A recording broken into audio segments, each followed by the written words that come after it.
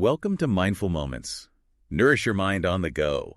This video uses AI narration to present our original book analysis. Oh, cool. Today we're diving deep into Maya Angelou's I Know Why the Caged Bird Sings, All right. a classic coming-of-age story, but we're going a bit deeper, to uncover what makes it resonate decades later. I think it's important to remember the setting, the segregated American South. Right. During the 1930s and 40s. Angelou paints a really vivid portrait of the time. But it's more than just history. It's about resilience, identity, and finding your voice. Okay, let's break it down. The story starts in Stamps, Arkansas. Right. Young Maya and her brother Bailey are sent to live with their grandmother, Annie Henderson, or as they call her, Mama. Their arrival is interesting. The townspeople are cautious but curious. Angelou uses this metaphor of a mother embracing a stranger's child, which I think perfectly captures that guarded acceptance. It makes me think about Mama's store.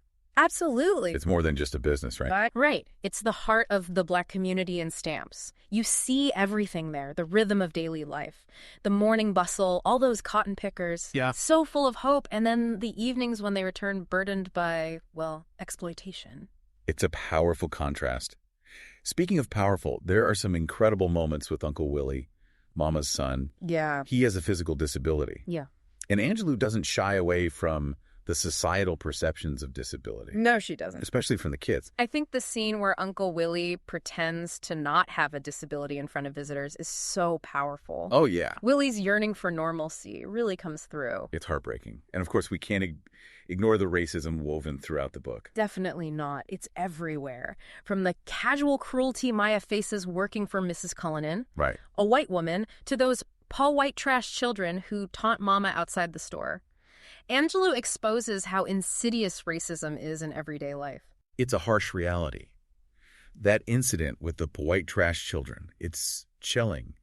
Those kids mocking Mama, her forced silence, the young narrator's helplessness, it's like a snapshot of the Jim Crow South. It is. And Angelou's use of language, it's powerful. She makes you feel the weight of that encounter. Absolutely. It's in this environment filled with prejudice that Maya starts to lose her voice. Right. And that's where language and literature step in. We're introduced to Mrs. Flowers. Yeah.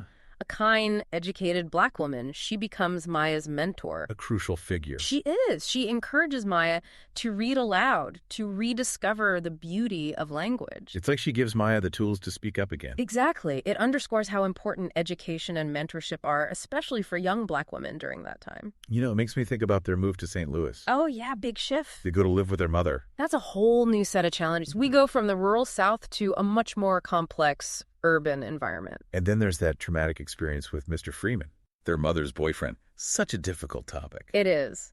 But Angelou handles it with such sensitivity and power. She really does. You see the devastating effects of abuse. Despite all that, Maya finds her way to San Francisco, a city of freedom, possibility. It's interesting, though, even there, she faces racism when she tries to get a job. It shows how deeply rooted prejudice is. But her determination is inspiring. She refuses to be defined by society's limitations. You see her coming of age, navigating adolescence. It's a journey. And through it all, Angelou shows us the importance of resilience, of finding your voice in a world that tries to silence you. One thing that really fascinates me about I Know Why the Caged Bird Sings is how Angelou weaves her own life into these bigger societal issues. It's true. It's not just her growing up. It's a commentary on so much more. Yeah, race, class, gender, you name it. And she does it in a way that feels both personal and universal at the same time. Exactly, like her exploration of religion. Oh, yeah. It's this source of comfort and confusion for Maya. On one hand, you see the strong faith of the community. Right. How they find solace in their beliefs. But Maya, she questions it all. Grapples with the contradictions. Remember that scene at the revival meeting? Oh, where she wonders if Jesus would even want to be in that tent. Exactly. It's so poignant, that tension between faith and the reality of her life. Right. And then there's that chilling story about the devilish angel preying on children. Oh, that one is scary. It taps into those primal fears, especially for Black children who are already so vulnerable. It adds a whole other layer to the story. It does, showing how racism and religion and those childhood anxieties all intersect. Angelou's portrayal of education during that time is masterful, too. Absolutely. Think about Maya's graduation ceremony. Okay. Supposed to be this triumphant moment, right? Right. Celebration of achievement. Yeah. And then you have this white speaker who delivers this incredibly condescending speech. Oh, yeah, it's awful. Telling the black graduates to basically know their place. So deflating. Maya even describes it as feeling like the whole graduating class should just be dead, like this pyramid of flesh with white people at the bottom. Wow, powerful imagery. It is. It shows the crushing weight of racism. Yeah. How it diminishes hope. But then they start singing, "Lift Every Voice and Sing." Yes, the Black national anthem. It's like this act of defiance. It is. Reclaiming their power and pride. You can feel the shift in that moment. Absolutely. It's like the song takes on a whole new meaning for Maya. It shows how music can connect us, give voice to shared experiences. It's a turning point for her, that graduation. I agree. She starts questioning everything she's been taught. Yeah, she's not content anymore. Not at all. And then she ends up in San Francisco. A state of beauty and a state of freedom, as she calls it. Right, but even there she runs into the same old prejudices. It's that scene where she's denied a job as a conductorette just because of her race. It's a reminder that racism is everywhere. It is so deeply entrenched. But Maya in San Francisco, she really comes into her own. Absolutely. Exploring her identity, her sexuality, becoming an adult. It's a step. And then there's her pregnancy. Oh yeah, that forces her to grow fast. It does. But her mother's reaction is surprising. Supportive, right? It is. It shows their bond despite everything. They've been through a lot together. Her relationship with Bailey changes too. Yeah, they're so close throughout the book. But as they get older, it gets complicated. Especially when they both develop feelings for their mother. Yeah, that creates tension. And then Bailey leaves. He does. It's bittersweet, Mm-hmm. Painful but necessary. For both of them. It's amazing how Angelou captures all of these human experiences. I know, right? From childhood innocence to the complexities of adulthood. The joys and the heartbreaks. And through it all, that message of resilience shines through. The power to overcome anything. It's inspiring. One of the biggest takeaways for me is finding your voice. Absolutely. It's about embracing who you are.